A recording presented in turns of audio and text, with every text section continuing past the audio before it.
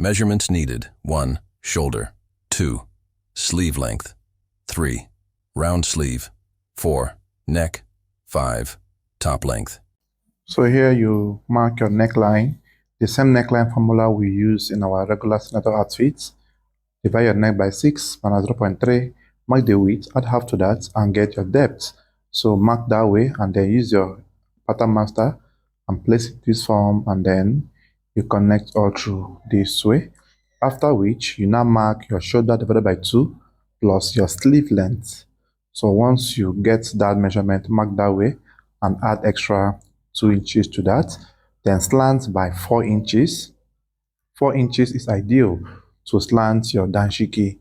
It will help to make the outfit to relax properly. And then you mark your armhole depth of 10.5 or 11, depending, and then come in there by 1.5 and then connect in this form. Connect in this form and then come in by 3 inches and then take the value from there to transfer to the hemline of the outfit. Connect all through this way. Connect all through this way. And after which, use your freehand sketch, connect with the curl right there. And that is what you need to do.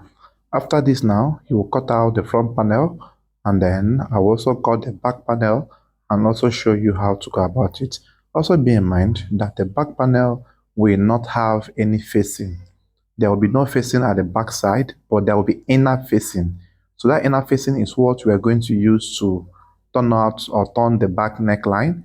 Remember that this cloth has only V-neck at the front, and this simply means that the front neckline has been secured by the V neckline flap, while the back neckline is still vacant. So that's the reason you should do your inner and back piece to have an inner facing that you will use to turn up the neckline. So after you have cut out the front panel, you place it in this form and then make sure you trace the back panel. So the back panel raising here will be 3 inches. Now the reason for the 3 inches is because we are going to use half an inch to seal the both shoulders. Bear in mind that this danshiki, what you will use in sealing the shoulder is top stitching, like the packet shirts method we use on packet shirts. So here you mark 3 inches. Usually it should be 2.5, but because of the packet shirt effect, you add extra half an inch, that's 3 inches. Mark all through that way. Make sure you mark as much as you can, and then connect the line in this form. Connect the line all throughout in this form. And after you have done this, now the next you will do now is to, synchronize the armhole region, and then you mark your back neck depth. So how do you mark your back neck depth, which I will also show you here? So place your ruler to tilt 0.75 inch backwards toward the shoulder.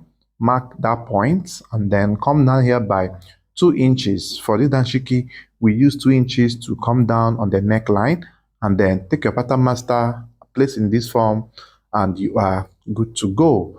So that is how you place your back neckline, and then cut out all through this way. Cut out all through this way, and cut out all through this way as well, and make sure everything is properly cut out. Cut out the base. The hemline will be 1 inch longer than the front panel, right? So here you go all through that way, and then you cut out exact points we have here. So making sure that everything here is perfectly done, and then we are going to fold the back piece to come in front and cross check if they are corresponding. If they are not corresponding, you trim out the excesses. So here they are corresponding. So the next I will do now is to create the V shape. So here you mark 1 inch extra on the neck width. Now bear in mind that the V depth is solely your choice. You can do yours to be 6, 6.5, 7, 8, or 9, depending. But the minimum you can do is 6 inches or 7 inches rather, so that the neckline, the V neckline will not be much. But also bear in mind that you must ask your customer what he wants, or rather what he prefers. So right there, you mark half an inch in that way. Now, then trace it out from that 1 inch extra you marked on the neckline all through down to this very point. So make sure you mark it all through that way, and then you place your ruler and make a V mark there to give a notch effect. So here you place and make a V notch there, a V mark there, to create a notch effect from right there. So once you have gotten to this stage, the next you will do now is to cut out this piece in this form. Cut out in this form, and while you're cutting out, make sure you cut out extra ½ an inch in for your flap attachment. Then cut all through to this very point, and you're good to go. Okay, so here we want to start the sewing processes. So I am fixing the inner facing. So this inner facing is what I will use to turn the neck. So I will fix it from the front side and then stitch right here. Stitch right here. This is just to turn the back neck. If you remember, the back neck does not have piping or anything at all. So you must put the back inner facing, which is the only way out. Stitch the neckline also this way. And then you are going to notch that circumference. The notching will help you to relax properly. So carefully notch, most especially those curvy areas. Notch everywhere, everything possible, right? Notch all through. Notch everything, and then you turn it over. Here you mark 1 inch against the facing. Now, if you observe, the style in question has an excess or a fancy fold in this way. It was not sewn at the tip, so you cut the facing in this form where you have a folding that is bigger than 1 inch.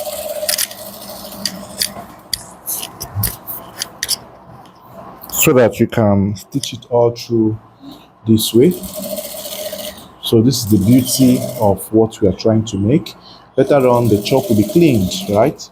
And make sure you don't use color chalks on this. Use white chalk. White chalks are easier wiped off than colored chalks. So stitch all around this area. The owner of the outfit said he doesn't like the accessories that were added on the initial style, that his should be plain. So that is the reason I am making mine plain as well. So stitch all through this way.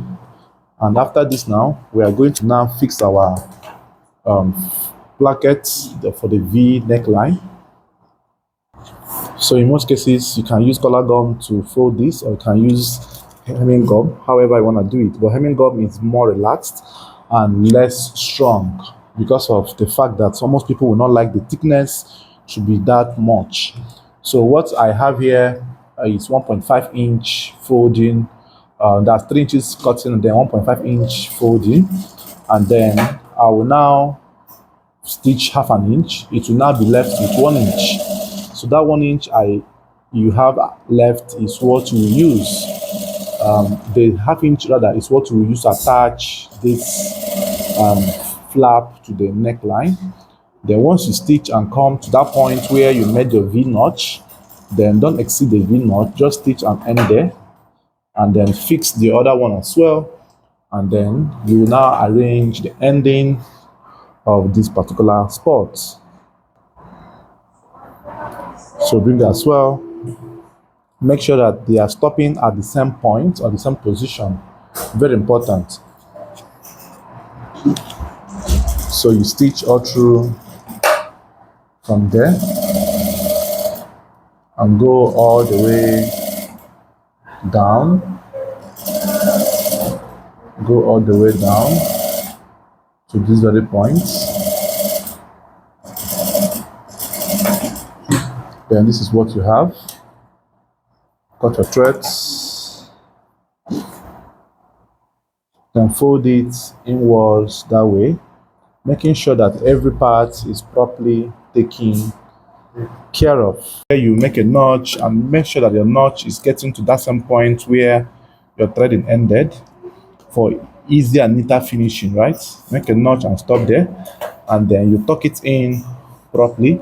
First fold one underneath and then fold the next one underneath this way, and then from under you bring it out and drag it and arrange properly. So you tuck in this angular stuff inside, tuck it in. So make sure there is properly arranged. Look at how relaxed it is, right? So I will first of all use my steam iron and iron out this properly. Then before I come to stitch, so let's go and do that and come back to show the results. You are trying to. Here we are trying to open press this area. It just to enable us to relax it at the end. Yeah, so but it won't be this way, rather I will still with it, but just for us to relax it at the outside part of it. So you gently arrange all of this and relax it.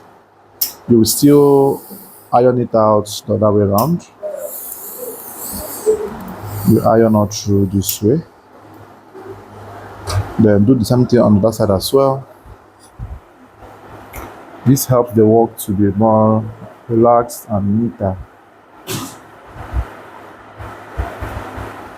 So compress all through this way. And compress all through this way.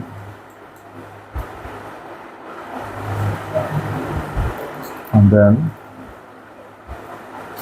this is what we have.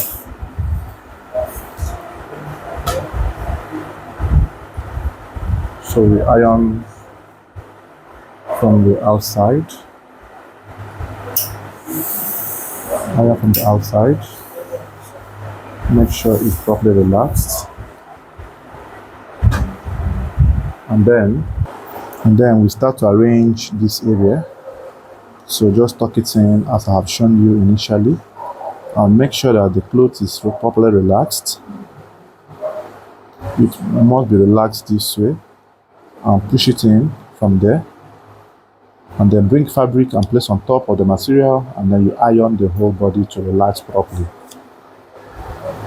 So here you place a fabric on top and you iron. So here you place fabric on top just like this, and then you iron everything out. You iron everything out nicely. So this is how it will look like. You iron everything out nicely, and then you are going to now stitch from the inside. So right there I added hemming gum underneath to help me hold it temporarily, and then I'll iron all through. So here you start to top stitch. So you start to top stitch from here. Top stitch all the way down. Top stitch all the way down. Top stitch all the way down. Now, so when you get to that point, you're going to arrange it the point at the position you want it to be, so that it doesn't change or shift. Top stitch all the way down.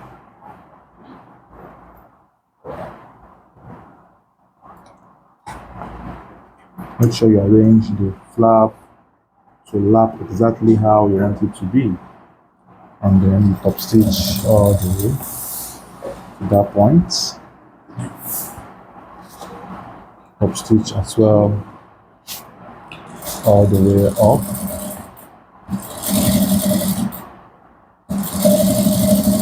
Top stitch all the way up.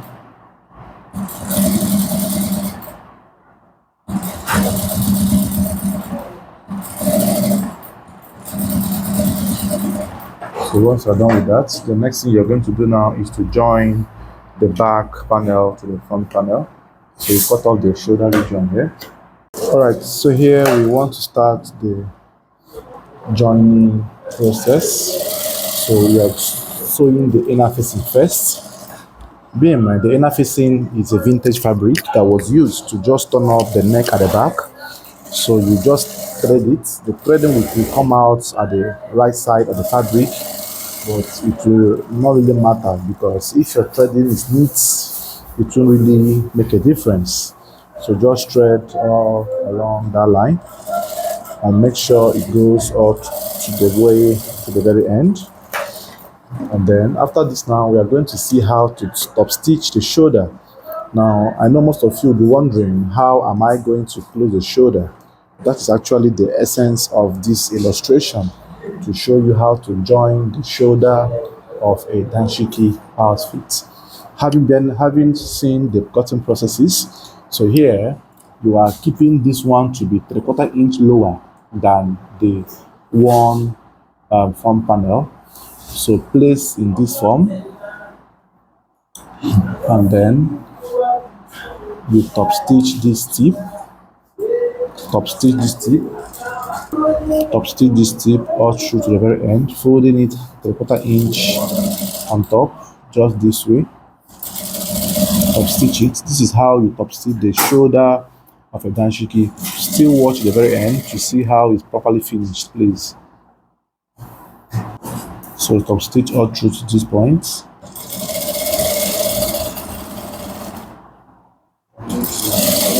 So now, once you have done this way, now you are going to see how this other ending will be done.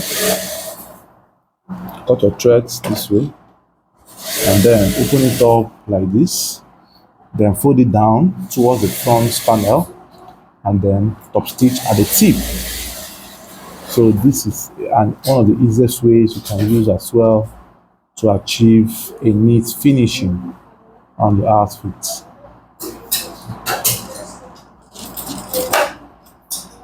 So you will do this on the other shoulder as well, and this is only done when there is no shoulder zip and no back facing. Danshiki does not have back facing because of the wideness of the back panel. So gently attach, arrange, and stitch. This is the finishing you are going to see. We will iron it out, and then you will see how it will look like.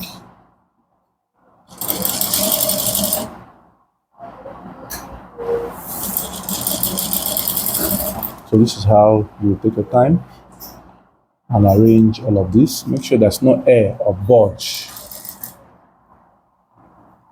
Go to relax to the very end.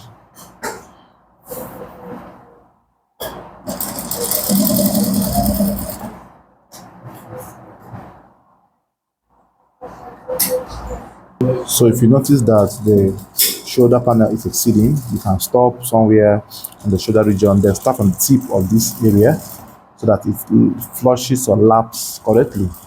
So this is what I am doing here, in order to make you understand how these things are done behind the camera. Same on the other side, and then I'll come back to show you the results. Right, so here now we want to stitch the sleeve, the hand. You know that the hand was added when we were cutting, right? So I folded the hand by 1.5 or 2 inches, depending on the allowance you added when you are drafting. Then stitch the sleeve area all through to the down. The sleeve will weave first, and then use hemming gum to fold it and seal stitch it. The stitching will help to make it to last longer. Stitch all through to the end of the sleeve point, and then do the same thing on that side before you continue with the locking process. So here we want to start the locking process. So you have to measure the armhole region and know the exact inch you're going to use in the closure. So here we are using 10 inches for my client, or I can use 10.5 for my client. So here you mark 10.5 inch that way, and then use the same inch and lock the sides of the outfit. So in this locking now, you're not going to stitch much or go in by much, just tilt it all through to the sides, and then you are good to go. The next you will do now will be to weave the outfit and fold the hem, and that is all we are going to do in this part. So that is all we need. So here you stitch it all through the base, and then make sure you fold it, weave it, and then fold it down, and you're ready to go. Thanks for watching, guys. See you on the next one. Bye bye for now.